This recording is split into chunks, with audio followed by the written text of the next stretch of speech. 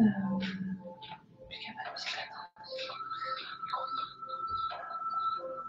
vais l'ouvrir.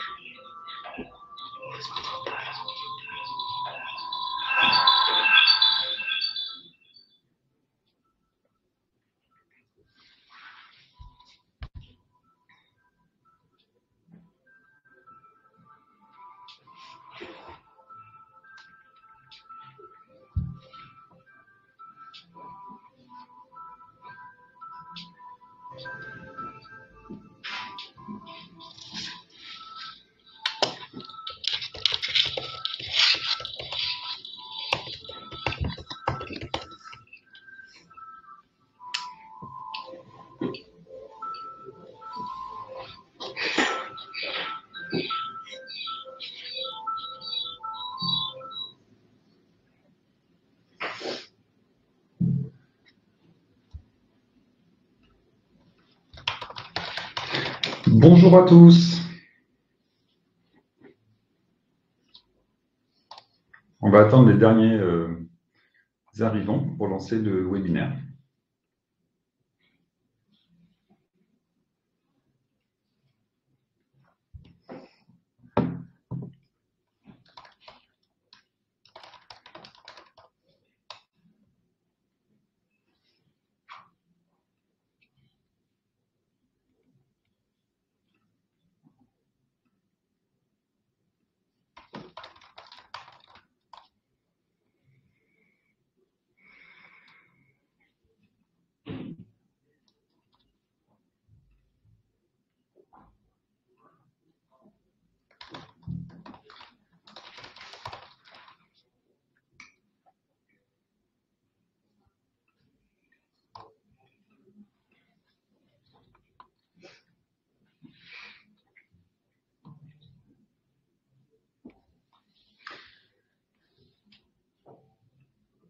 Bonjour à tous, bienvenue pour ce webinaire sur EcoVadis, comprendre et optimiser sa notation.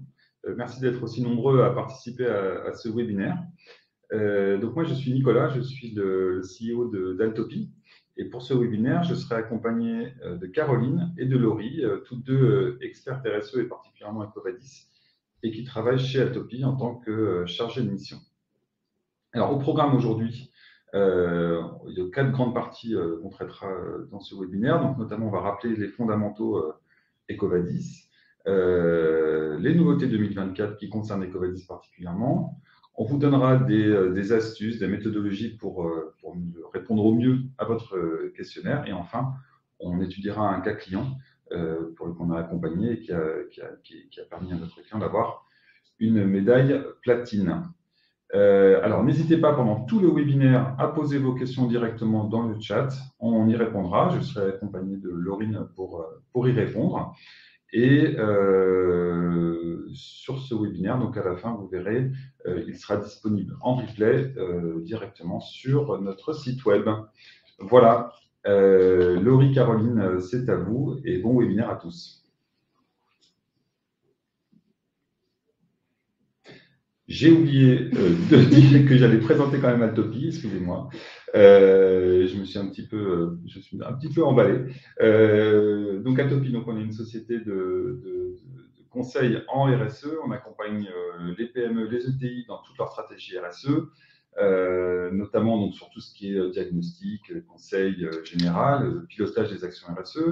On accompagne également tout ce qui est bilan carbone. On conseille nos clients, particulièrement en ce moment, sur toute la partie CSRD, qui est une nouvelle réglementation européenne dont vous avez peut-être entendu parler et pour laquelle on a déjà fait un webinaire. On travaille sur tout ce qui est sensibilisation des collaborateurs de nos clients par la fresque du climat, par exemple, mais également par un atelier qu'on a créé nous-mêmes qui s'appelle « Mon métier a de l'impact ».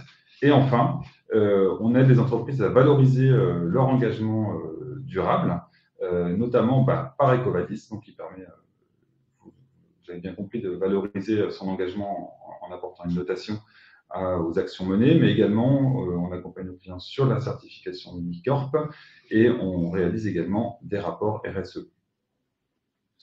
Nous sommes EcoVadis Training Partner et à ce titre-là, nous sommes reconnus et référencés chez EcoVadis pour accompagner nos clients sur la partie justement du questionnaire EcoVadis.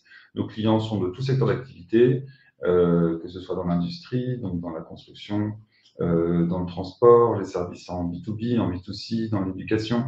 On est vraiment multi-services. En fait, on accompagne vraiment nos clients sur différents secteurs d'activité avec ce même objectif de les aider à avoir de l'impact, que ce soit social ou environnemental, et à formaliser réellement toutes leurs ambitions, leurs engagements, pour que cet engagement se traduise en actions concrètes.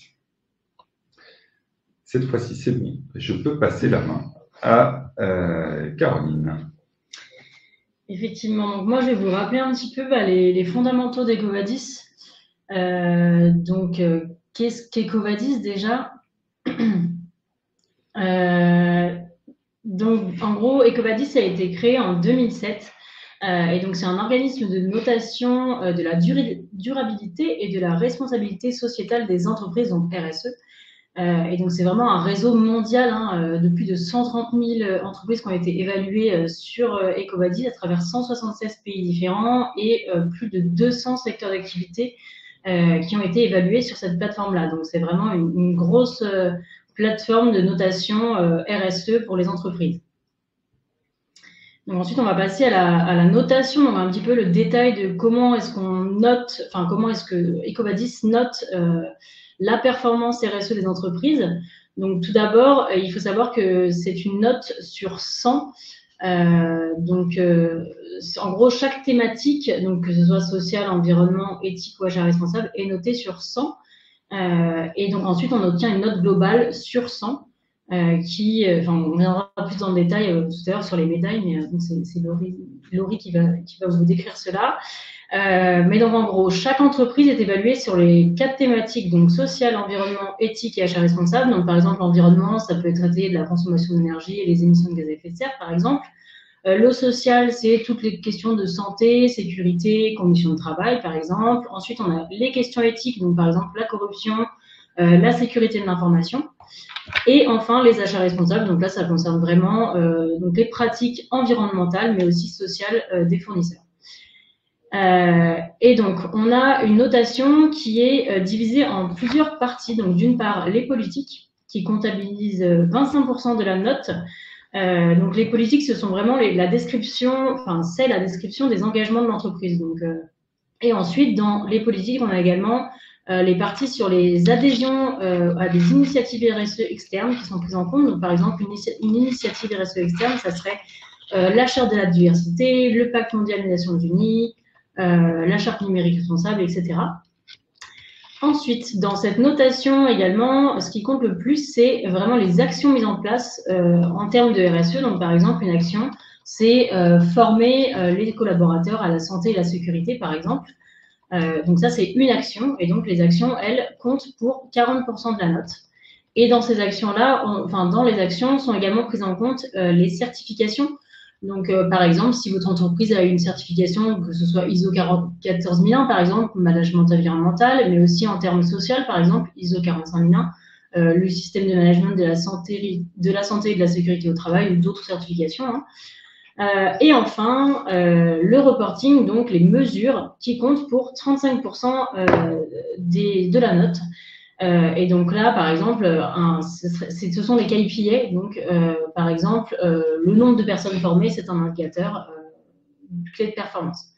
Et enfin, ce qu'il faut savoir, c'est également que pour les entreprises de grande taille, donc de taille L, on en reviendra tout à l'heure sur les tailles d'entreprise, la couverture de chaque action entre en compte. Donc, par exemple, la note de votre entreprise va être pondérée en fonction de la couverture de chaque action.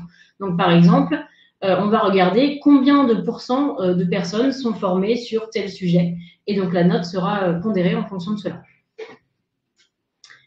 Ensuite, on va passer un petit peu au détail justement sur le questionnaire EcoVadis et justement donc le fait que ce questionnaire-là, il est adapté vraiment tout d'abord à la taille de votre entreprise.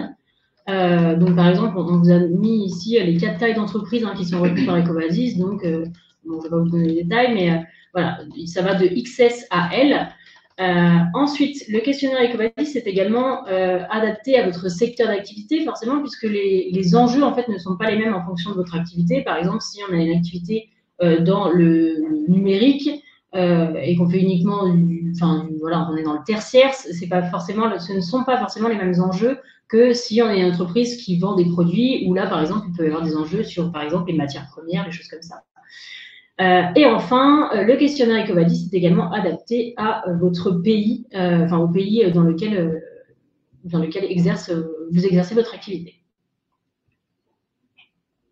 Et donc, je passe la main à Laurie. Alors, on va parler des nouveautés qu'il y a eu sur l'évaluation EcoVadis en 2024. Pour commencer, un gros changement a été opéré au niveau des médailles. D'abord, le pourcentage des médailles a évolué sur les médailles argent et bronze.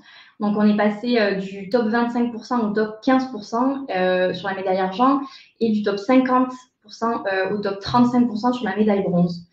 Et il y a aussi, au niveau justement de l'évaluation des 15% et des 35% que ça a évolué.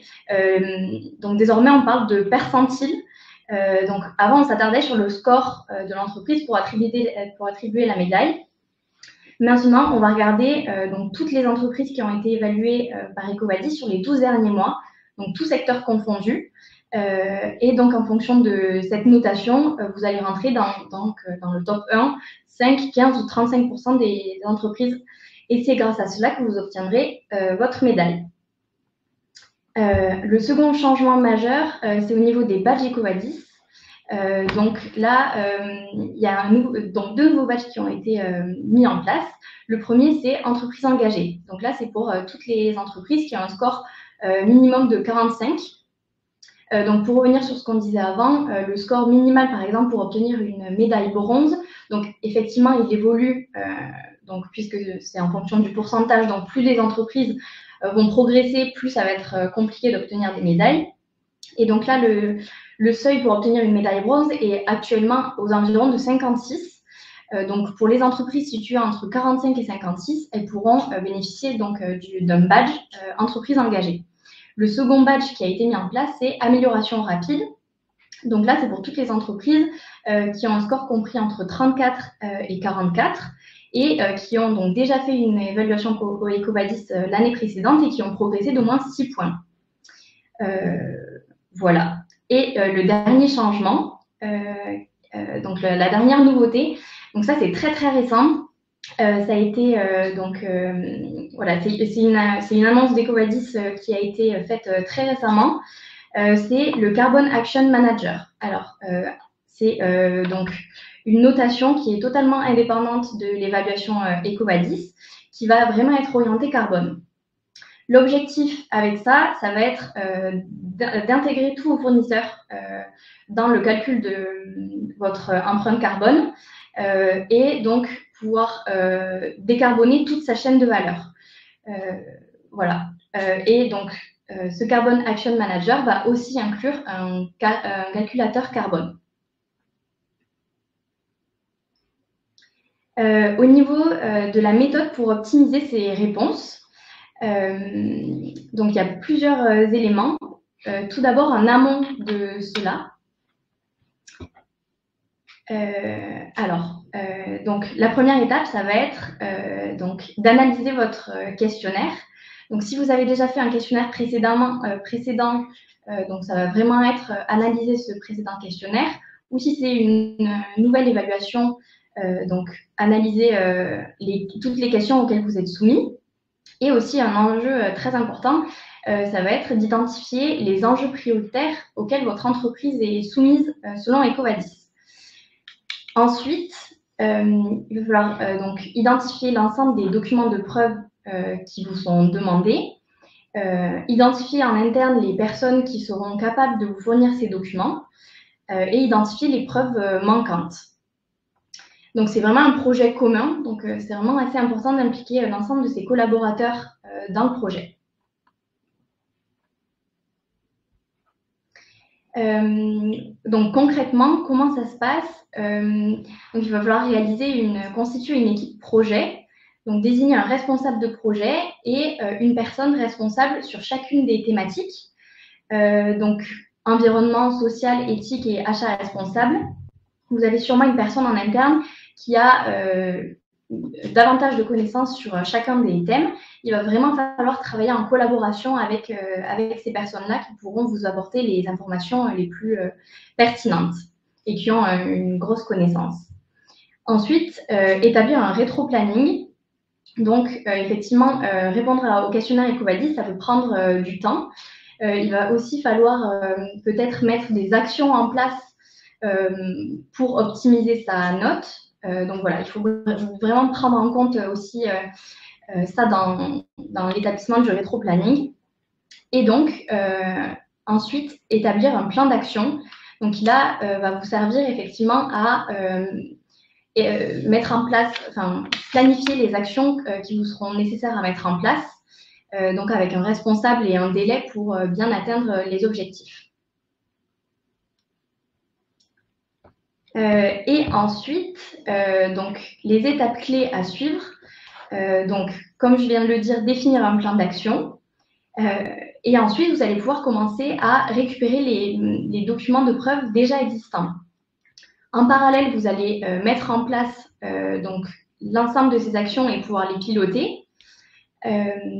Par la suite, ces actions qui seront mises en place auront besoin d'être formalisées sous la forme de certains documents peut-être qui vous servira donc à enrichir votre base de documents. Et donc la dernière étape, l'avant-dernière étape, ce sera de répondre au questionnaire. Et une fois que vous aurez obtenu votre note, donc là, les délais, c'est 6 à 8 semaines par EcoVadis, donc pour que les analyses puissent être faites sur votre questionnaire. Et une fois que vous aurez obtenu votre questionnaire, c'est très important d'établir un plan d'amélioration. Donc vraiment, prendre le temps d'analyser son questionnaire, les réponses qui ont été validées ou invalidées par EcoVadis pour pouvoir s'améliorer. Donc voilà, c'est un nouveau plan d'action, un nouveau plan d'amélioration à mettre en place pour pouvoir progresser pour la prochaine évaluation. Alors, Laurie, Caroline, j'ai une question de Valentin sur le chat qui nous pose la question de savoir quelle est la durée de validité des documents. Est-ce qu'on peut répondre à cette question directement par oral? Oui, alors la durée des documents, la durée de validité dépend en fait du type de document. Donc pour les politiques, ça va être plutôt long, c'est 8 ans. En revanche, pour les actions, ça va être plus récent, donc c'est les 2 dernières années. Après, nous, on conseille toujours de donc, mettre à jour justement tous ces documents régulièrement. Donc, nous, on conseille que l'ensemble des documents ait une durée de validité de moins de 2 ans. Donc voilà, c'est pour aussi montrer que vous avez des choses à jour à ce niveau-là.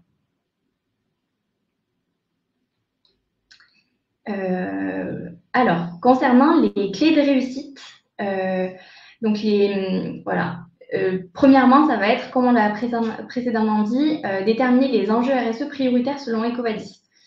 Pour chaque questionnaire et pour chaque entreprise, EcoVadis évalue des enjeux prioritaires pour votre entreprise en fonction de votre secteur. Par exemple, l'enjeu de l'eau, il peut être traité en fonction des secteurs. Donc, vous allez être soumis ou non à cet enjeu-là. Ensuite, c'est très important aussi de se fixer des objectifs quantitatifs et qualitatifs. Donc, en priorité, des objectifs quantitatifs parce que ça vous aide vraiment à vous challenger. Et si ce n'est pas possible sur certains aspects, vous pouvez vous fixer des objectifs qualitatifs. Donc voilà, il faut trouver un juste milieu entre que ce soit réalisable, donc réalisable avec une date d'objectif, mais quand même assez ambitieux. Trouver une balance entre ces deux aspects-là. Ensuite, donc c'est assez important de rédiger un rapport RSE. Ça va vraiment vous aider à formaliser et à recenser l'ensemble des actions qui sont mises en place et également à rédiger donc une partie sur vos engagements que vous prenez. Donc voilà, ce sera un peu le condensé de tout ça et c'est un document assez important pour l'évaluation EcoVadis. Ensuite, donc c'est important de vérifier que la documentation est conforme. Il y a des règles qui sont fixées par EcoVadis au niveau de la documentation et c'est assez important de suivre ces règles puisque sinon vos documents peuvent être invalidés. Par exemple, ça peut être au niveau du logo ou du nom de votre entreprise. Il faut qu'il soit présent sur chacun des documents. Autrement, il ne pourra pas être pris en compte par EcoVadis. Ensuite, il faut également cibler les preuves d'action. Parfois, on a envie de multiplier les preuves pour être sûr que ces preuves soient acceptées par EcoVadis. Or, EcoVadis essaie vraiment d'inciter les entreprises à cibler les preuves d'action, puisqu'elle limite à 55 le nombre de documents qui sont possibles d'implémenter sur la plateforme pour justifier l'ensemble de votre questionnaire. Donc, ça va vraiment dans le sens où il faut cibler les documents. C'est pas parce que vous mettez plusieurs documents que ça va augmenter votre note. Il faut vraiment choisir le document le plus pertinent. Ensuite, ce qui est important de faire, c'est un reporting. Donc, un reporting d'indicateurs sur chacune des thématiques. Donc, un reporting assez complet qui va vous permettre de suivre vos progressions sur justement ces indicateurs au fur et à mesure des années. Donc, le reporting, c'est assez important aussi qu'il soit réalisé sur, pas que sur une année, mais sur 2 ou 3 ans, 2 ou 3 années qui ont précédé. Et voilà, de le mettre à jour chaque année. Et enfin, réaliser son bilan carbone, c'est un peu aussi un axe sur lequel EcoVadis insiste. Donc, c'est assez important. Il faut bien prévoir aussi en amont, puisque ça peut être assez long à réaliser. Donc, dans son plan d'action RSE général, il faut prévoir de réaliser son bilan carbone un peu en amont pour être sûr d'avoir les résultats lorsque vous lancez votre évaluation à EcoVadis. Alors Laurie, on a deux questions là, plusieurs questions qui ont été posées. Une de Audrey qui demande s'il y a un nombre de documents maximum à fournir à EcoVadis, mais je crois que tu as répondu dedans, mais on peut peut-être repréciser. Oui, tout à fait. EcoVadis fixe à 55 documents la limite. Vous pouvez, par évaluation, implémenter sur la plateforme que 55 documents. Donc, il faut vraiment choisir les plus pertinents.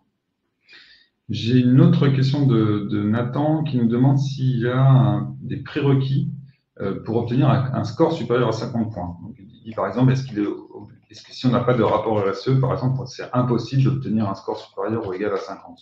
Alors non, il n'y a pas de prérequis. Ça dépend aussi des tailles d'entreprise. EcoVadis, effectivement, s'adapte à chaque taille d'entreprise comme on a pu le voir. Non, il n'y a pas forcément de prérequis. Si vous n'avez pas de rapport RSE, ce sera pas, votre évaluation ne sera pas éliminée par EcoVadis. C'est juste que c'est mieux de mettre toutes les chances de son côté avec un rapport RSE. Sophie demande également ce que l'on entend exactement par reporting, si on peut préciser ce que c'est que le reporting dont on a parlé tout à l'heure. Oui, alors le reporting, c'est sur la partie, vous savez, donc Caroline l'a bien précisé, il y a 3 parties dans l'évaluation EcoVadis sur lesquelles vous êtes évalué sur chacune des thématiques. Donc, il va y avoir les engagements pris, donc les politiques, les actions mises en place, dans les mesures, et le reporting. Le reporting, c'est donc sur chacune des thématiques, vous allez devoir récolter des chiffres clés. Ça va être sur le social, par exemple, le taux d'absentéisme ou le nombre d'accidents du travail que vous avez connus sur le site. Sur la partie environnementale, ça peut être l'énergie, la quantité d'énergie consommée sur une année, ou bien d'eau, par exemple. Ça va aussi concerner le nombre au niveau de l'essence, le nombre de litres consommés pour le parc de véhicules de l'entreprise, ou le budget alloué à la RSE, etc. Donc, sur chacune des thématiques, vous allez avoir des indicateurs. Certains sont obligatoirement à fournir pour EcoVadis. Et en fait, le but, c'est aussi d'utiliser ce reporting pour vous pouvoir suivre vos chiffres clés, sur l'ensemble de l'entreprise, et pouvoir aussi se fixer des objectifs. Par exemple, si on a un taux d'absentéisme élevé, se fixer un objectif de réduction de ce taux d'absentéisme. Alors, je pose une dernière question parce qu'il faut quand même que le temps tourne et on a beaucoup de questions. Donc, Laurine se charge de répondre à celle à laquelle je ne poserai pas à l'oral. Il y a une question de Chloé qui demande si le rapport RSE est suffisant comme pièce justificative. notamment pour les actions et les engagements, ou alors est-ce qu'il faut aussi d'autres documents annexes? Alors, le rapport RSE peut s'avérer suffisant sur certaines questions, mais effectivement, c'est toujours bien d'essayer, au lieu de… En fait, le premier axe de réponse, c'est vraiment de trouver un document justificatif. Donc, par exemple, sur les consommations d'énergie, ça peut être une facture, etc.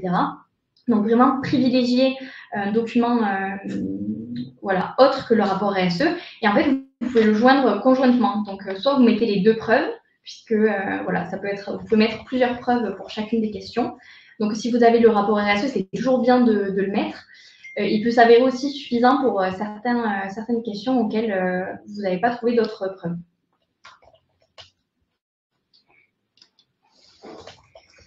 Et concernant donc les actions, les erreurs à éviter, donc ça c'est certaines parmi d'autres. Donc sous-estimer le temps nécessaire pour la réponse, effectivement, ça peut être plus ou moins long en fonction des actions que vous avez déjà mis en place dans l'entreprise et à quel point vous avez déjà formalisé votre démarche RSE. Ensuite, comme je l'ai dit précédemment, fournir des documents sans logo ou sans mention d'entreprise, ils seront malheureusement invalidés par EcoVadis. Confondre politique et action, effectivement, politique, ça va vraiment être des engagements pris par l'entreprise, tandis que les actions, ça va être des actions concrètes. Donc, on ne peut pas répondre sur la partie politique avec des actions. Ça ne fonctionne pas. EcoVadis demande vraiment à ce que ce soit très tourné sur les engagements que l'entreprise a pris. Agréger les documents, effectivement, la politique EcoVadis s'est durcie concernant cette pratique. On ne peut plus donc fusionner des documents qui n'ont rien à voir les uns avec les autres, justement pour optimiser les 55 documents. Voilà, on peut fusionner des documents qui sont complexes et qui ont un sens pour la réponse. En revanche, on ne peut pas fusionner deux documents qui n'ont rien à voir l'un avec l'autre. Et évidemment, fabriquer de fausses preuves aussi. EcoVadis, voilà, c'est pas dans ce but-là, c'est dans un but aussi de progression. Donc, si vous n'avez pas de preuves pour répondre à une question, ce sera peut-être justement un axe d'amélioration à mettre dans votre plan d'action pour l'année prochaine. Mais voilà, ça ne sert à rien de fabriquer de fausses preuves. Toutes les entreprises peuvent s'engager dans une démarche d'amélioration. Et je vais laisser la place à Caroline pour nous parler du cas client. Oui, alors on va prendre un exemple sur un cas client que nous avons traité. Donc là, en l'espèce, c'était notamment une entreprise qui était dans la programmation informatique. Ils faisaient également du conseil et de la maintenance, l'hébergement, etc. Mais vraiment dans le numérique. Et donc, cette entreprise a été implantée en France uniquement donc, à destination B2B. C'était une entreprise de 28 collaborateurs, donc de taille S selon EcoVadis. Et donc, pourquoi est-ce qu'ils ont réalisé une évaluation EcoVadis? C'était vraiment dans un engagement volontaire, mais il y avait quand même de plus en plus de leurs clients, de leurs parties prenantes d'ailleurs, qui leur demandaient des informations en termes de RSE. Et donc, ils ont choisi EcoVadis parce que c'est une des plus grandes agences de notation de durabilité des entreprises. Mais donc, ils n'avaient pas à partager leur questionnaire avec les fournisseurs, mais ils l'ont fait dans une démarche volontaire, mais quand même avec une petite pression du côté de leurs parties prenantes qui leur demandaient des informations de plus en plus précises sur ces questions de RSE. Donc, ensuite, pour l'organisation du projet, donc nous, on a défini tout d'abord une équipe projet. Donc, comme le disait tout à l'heure Laurie, c'est vraiment très important de définir une équipe projet et donc de définir des personnes en charge des sujets RSE. Donc, par exemple, sur le côté RH, par exemple, on peut en fait distinguer les différentes thématiques. Donc, par exemple, environnement, social, éthique ou achat responsable, désigner au moins une ou plusieurs personnes responsables de chaque sujet. Par exemple, donc, si ce sont les sujets sociaux, souvent ce sont les personnes qui s'occupent de la RH qui se chargent de ces sujets. Mais donc, pour nous, enfin, en l'espèce, dans notre cas client, nous, on avait choisi donc le CEO et également l'office manager. Donc, on avait choisi d'abord le CEO parce qu'il bénéficie d'une vision globale de l'entreprise et il avait un accès facilité à tous les documents de preuve. Donc, c'est pour ça que cette personne-là était très importante dans le projet. Et ensuite, il y avait également l'office manager qui avait pour rôle de coordonner les équipes en interne pour collecter les documents. Et donc, le projet, en tout cas chez ce client-là, a duré 3 mois. Mais il faut savoir que ça peut durer plus ou moins longtemps en fonction de la taille de l'entreprise. Donc là, c'était un client S, donc 3 mois, c'est à peu près ce qu'on observe pour cette taille d'entreprise, mais ça peut être un petit peu plus long, ça peut aller jusqu'à 6 mois parfois, si c'est vraiment une grosse entreprise où il y a beaucoup de documents à collecter, etc. C'est pour ça que c'est très important de bien identifier le questionnaire en amont pour savoir ce qu'il faut compléter pour essayer d'optimiser au maximum la durée du projet.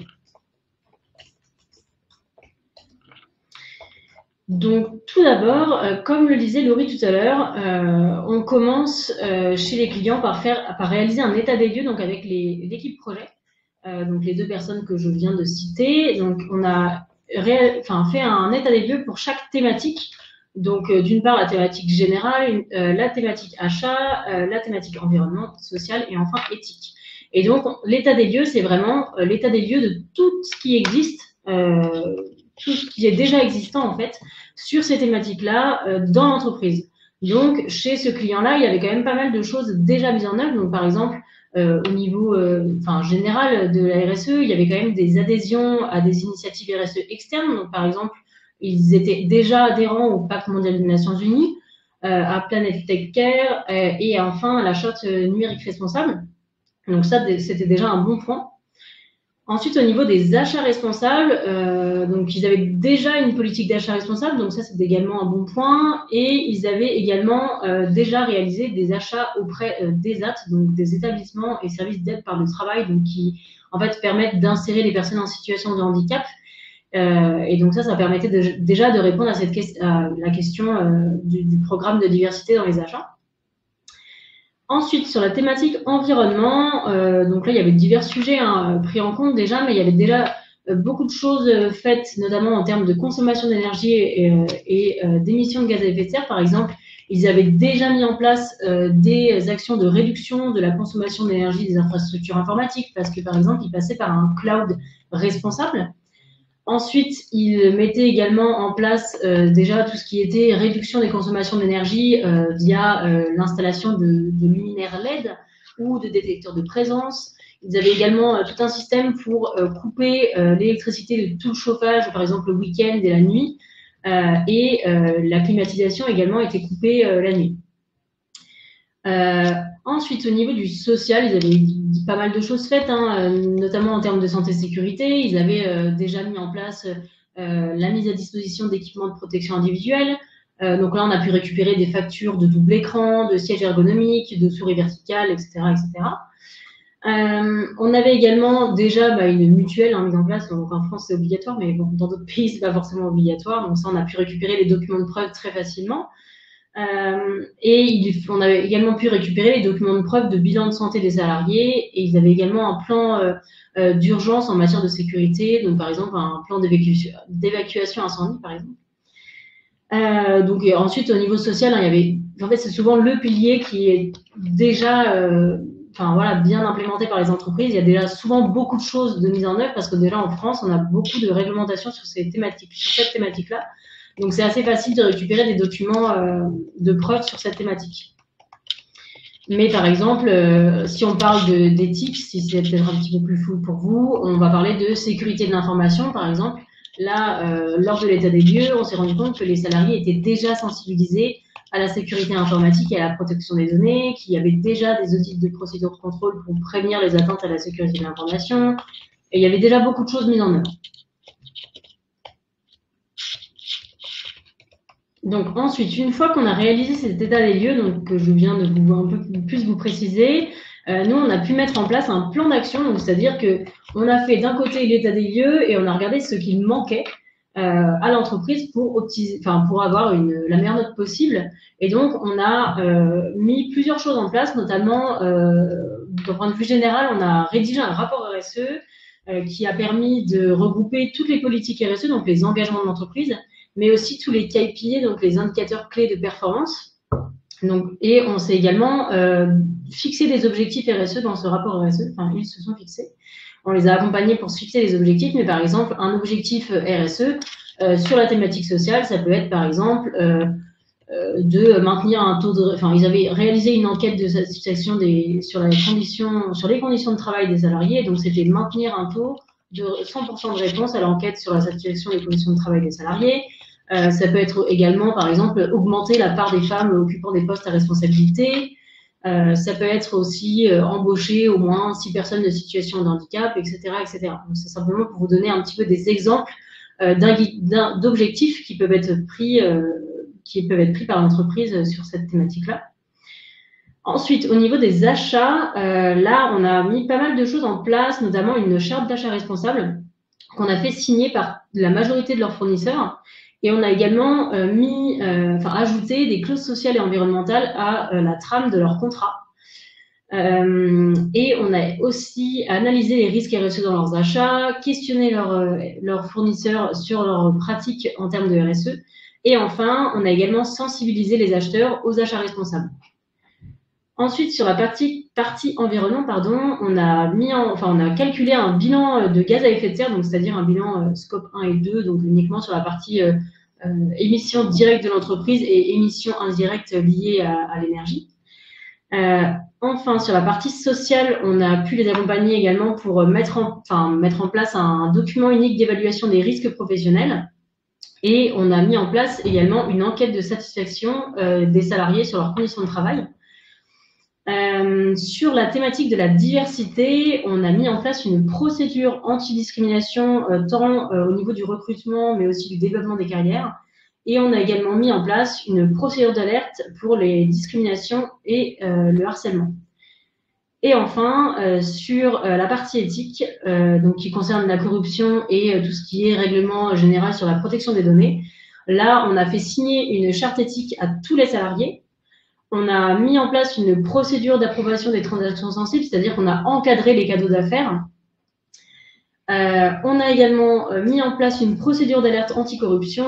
On a fait aussi une cartographie des risques corruption. Et enfin, on a mis en place une procédure d'alerte à la sécurité de l'information.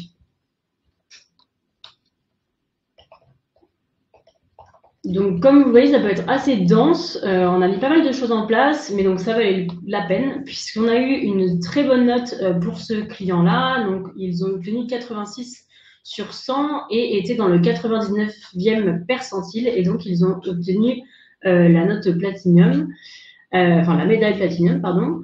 Et donc, on peut voir que vraiment, toutes les thématiques sont quand même ont une très bonne note sur toutes les thématiques. Et donc, grâce à toutes les choses qu'on a mises en œuvre avec eux.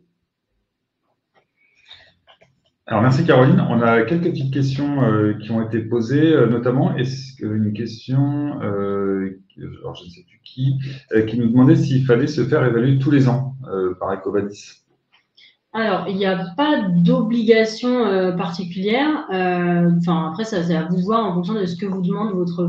souvent, les personnes, les entreprises viennent vers nous pour se faire accompagner parce que leur fournisseur leur demande une évaluation. Donc, tout dépend si votre fournisseur vous demande une évaluation annuelle ou pas. Il n'y a pas d'obligation de faire cette notation tous les ans. Par contre, la durée de validité de la notation EcoVadis est d'1 an. Merci. J'ai une autre question aussi d'Anaïs là, que j'avais mis de côté, mais parce que elle répondait aussi un petit peu à ce qu'avait dit Loïc tout à l'heure. C'est qu'il pose la question de savoir si ça vaut le coup, effectivement, de joindre son rapport RSE à un grand nombre de questions pour doubler, en fait, par rapport à la preuve initiale. Tout à fait. Justement, le gros plus du rapport RSE, c'est pour ça qu'on vous en a parlé, c'est qu'il permet de mettre beaucoup d'informations dans un seul et même document. Et donc, ça permet, notamment pour les grandes entreprises, de limiter le nombre de documents de preuve parce que, comme on le disait tout à l'heure, le nombre de documents maximum est de 55.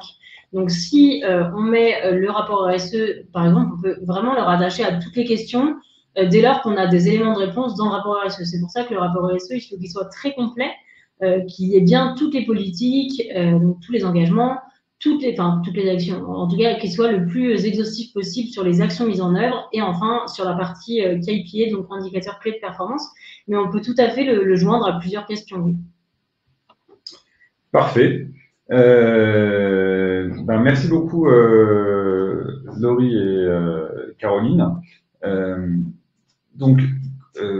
J'espère que ces explications qu'on vous a apportées de l'information qui vous a plu. Donc, sachez bien sûr qu'Atopy peut vous aider aussi et vous accompagner sur la partie EcoVadis. Donc, n'hésitez pas à nous contacter sur ce point-là. On a pas mal d'expérience sur le sujet. On accompagne énormément d'entreprises sur ces points-là et on arrive à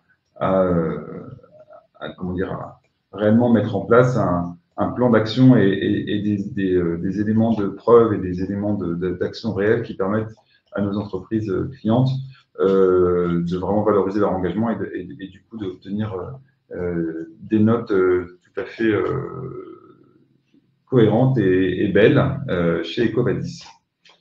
Ce webinaire est maintenant terminé. Il sera disponible en replay directement sur notre site. J'espère qu'il vous a plu. On va lancer un dernier petit sondage pour savoir si ce webinaire a correspondu à vos attentes. Un grand merci encore pour votre participation. À très bientôt et très bonne journée.